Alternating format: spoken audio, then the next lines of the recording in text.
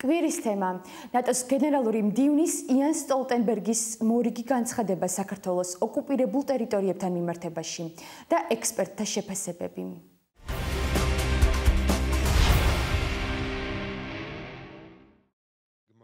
მოუწოდებთ რუსეთს გააუქმოს აფხაზეთისა და ეგრეთ წოდებული სამხრეთ ოსეთის დამოუკიდებლობის აღიარება. ეს განცხადება ნატოს გენერალურმა მდივანმა იან სტოლტენბერგმა პრესკონფერენციაზე გააკეთა. ამით მან საქართველოს ტერიტორიულ მთლიანობასა და ჩვენს ქვეყანაში მიმდინარე რეფორმებს ღია მხარდაჭერა გამოუცხადა. ჩრდილოატლანტიკური ალიანსის ხელმძღვანელის განცხადებით საქართველო ნატოს ერთ-ერთი უახლოესი პარტნიორია. We have just had a good meeting of the NATO Georgia Commission. მნიშვნელოვანი შეხვედრა მოეწყო ნატოსა და საქართველოს წარმომადგენლებს შორის. საქართველო ნატოს უახლოვდება თავისი რეფორმებისა და საერთაშორისო უსაფრთხოების სფეროში დიდი წვლილი შეტანის წყალობით. ნატო კი ეხმარება საქართველოს დაუახლოვდეს ალიანსის წევრებს. დღეისათვის ჩვენ შეგვიძლია ერთობლივ მიღწევებზე ვისაუბროთ. არსებული სამოკავშირეო პაკეტი გვაძლევს შესაძლებლობას დავიცვათ საქართველო და ამასთან საქართველომ ითანამშრომლოს ნატოს სამხედრო ძალებთან. მაისში გაიხსნება ერთობლივი საწვრთნელი ცენტრი, რომელიც ქართულ ასეულს მოამზადებს.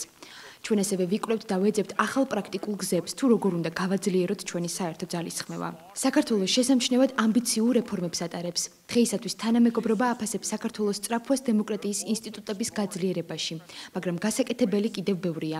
ეს ეხება მნიშვნელოვან საკითხებს, როგორიცაა კანონის უზენაესობა და სასამართლო სისტემის დამოუკიდებლობა. ნატოს ყველა მოკავშირე მხარს უჭერს საქართველოს ტერიტორიულ მთლიანობას და სუვერენიტეტს მის საერთაშორისო აღიარებულ საზღვრებში. ჩვენ მოვუწოდებთ რუსეთს უკან დაიხიოს აფხაზეთსა და სამხრეთ ოსეთის როგორც დამოუკიდებელ ქვეყნებად აღიარების საკითხში. აფხაზეთი და სამხრეთ ოსეთი არის საქართველოს ნაწილი. ჩვენ ვეხმარებით საქართველოს თავდაცვის სფეროს შენებაში. მხარს ვუჭერთ საქართველოში გატარებულ რეფორმებს და ამასთან საქართველოს ევროატლანტიკურ მისწრაფებებს.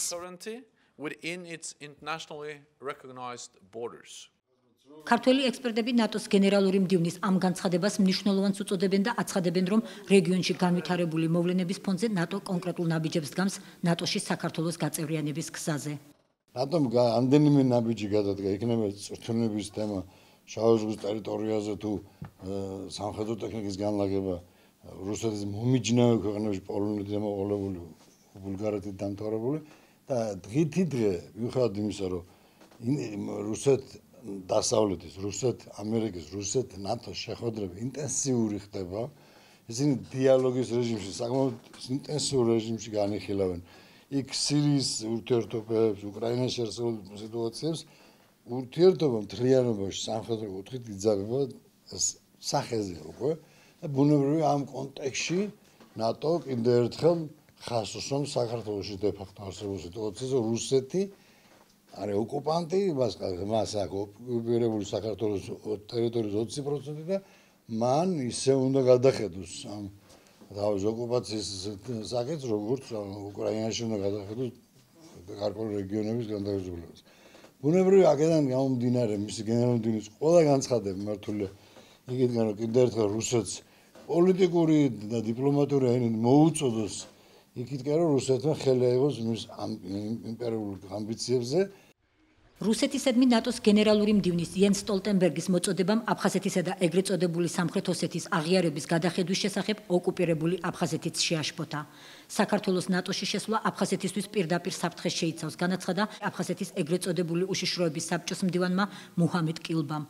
საქართველოსთვის ნატოში შესვლა ეს კარგი შესაძლებლობაა დასავლეთის მხარდაჭერით და მისი კოლოსალური შესაძლებლობების გამოყენებით აღადგინოს თავისი ტერიტორიული მთლიანობა და თავის შემადგენლობაში დაიბრუნოს აფხაზეთი და ეგრეთ წოდებული სამხრეთ ოსეთი, შეშფოთებულია კილბა. ამ გადაწყვეტილების გადახედვა შესაძლებლად არ მიგვაჩნია და ჩვენ არ გვაქვს საფუძველი დავიჯეროთ, რომ რუსეთი მის მიერ მიღებულ გადაწყვეტილებას გადახედავს, რომელიც გამტკიცებულია აფხაზეთისა და ეგრეთ წოდებული სამხრეთ ოსეთის ხალხების ნების გამოვლენით.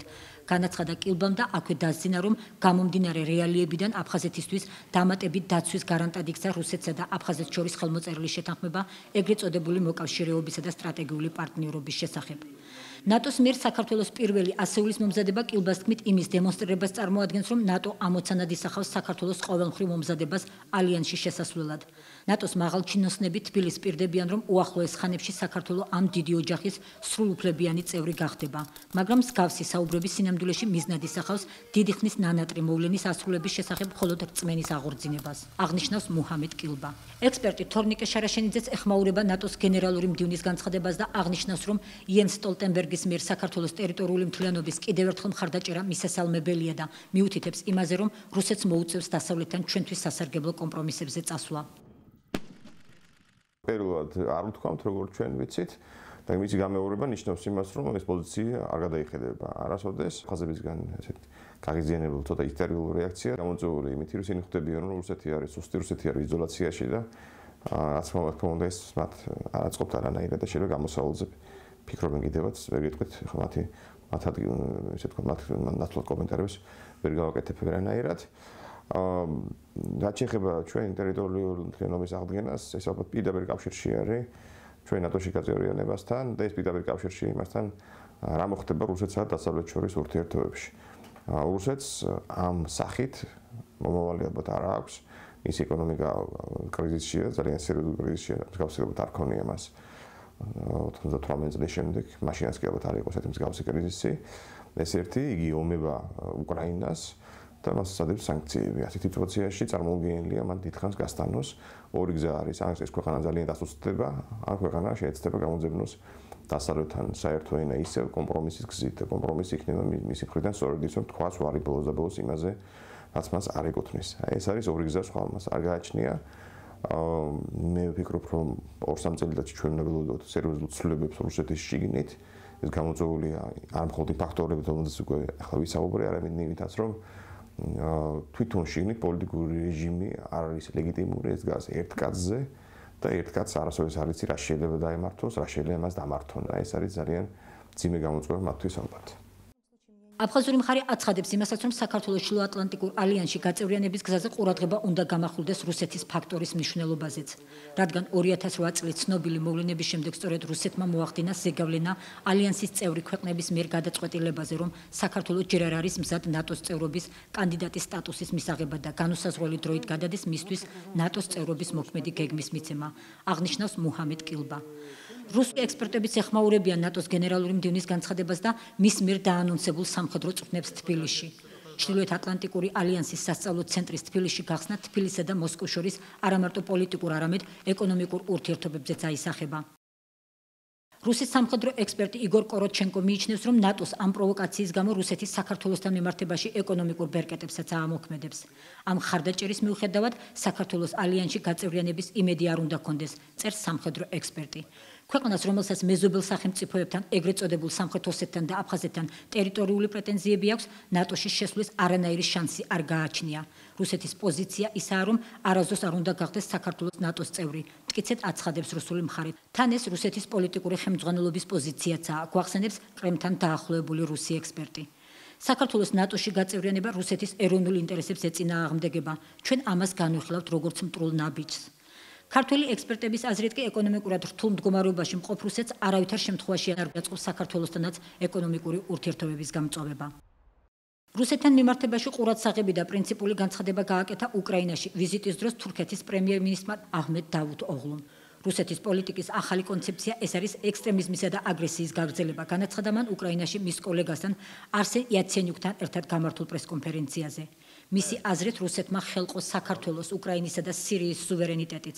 უფრო მეტიც, ახლა უკვე საშიშროების წინაშე აზერბაიჯანის ტერიტორიული მთლიანობაცაა. მოსკოვის აგრესიისა და ექსპანსიის პოლიტიკა, რომელიც დაიწყო აფხაზეთიდან, ახლა ყირიმშიც გრძელდება. ამჟამად კი სამი ქვეყნის, საქართველოს, უკრაინისა და სირიის ტერიტორიული მთლიანობა რუსეთის მიერაა დარღვეული, განაცხადა აჰმედ დავუთოღლუმ. გარდა ამისა, თურქეთის პრემიერ-მინისტრმა ცალსახად ბრალი დასდო რუსეთს სირიაში მშვიდობიანი მოსახლეობის დაღუპვის გამო. მისი აზრით, რუსეთი პასუხისმგებელია იმ მიგრაციულ კრიზისზე, რომელმაც მოიცვა მთელი ევროპა და იმაზე, რომ მილიონობით ადამიანი იძულებული გახდა დაეტოვებინა საკუთარი საცხოვრებელი. ამ განცხადებების მიღმა რუსეთი და აფხაზეთის დე-ფაქტო ხელისუფლება ყველაფერს აკეთებს, რომ კედელი ააშენოს წყალგამყოფი სადემარკაციო ხაზი ენგურზე და აქეთ გორის რაიონში ცხენვალის მმართველობით. ამიტომ მე ვფიქრობ, რომ საქართველოს უნდა გააგრძელოს ჩვეულებრივ თავის დასავლური მისწრებები და ის უნდა გახდეს უახლეს ხანაში ნატოს წევრი. კიდევ ერთი ფაქტი მე ვფიქრობ, დასავლეთისთვის მართლა ცხადზე უცხადესია, რომ საქართველოს უახლეს ხანებში უნდა გახდეს ნატოს წევრი. რუსეთისთვის რაღაც ლიბერალურ დათმობებს აზრი არ აქვს, არც რუსულ მას უთმობენ, ისე როგორც არ აქვს აზრი რუსეთის ხათრით უარი უთხრენ საქართველოს გახდეს ნატოს წევრი.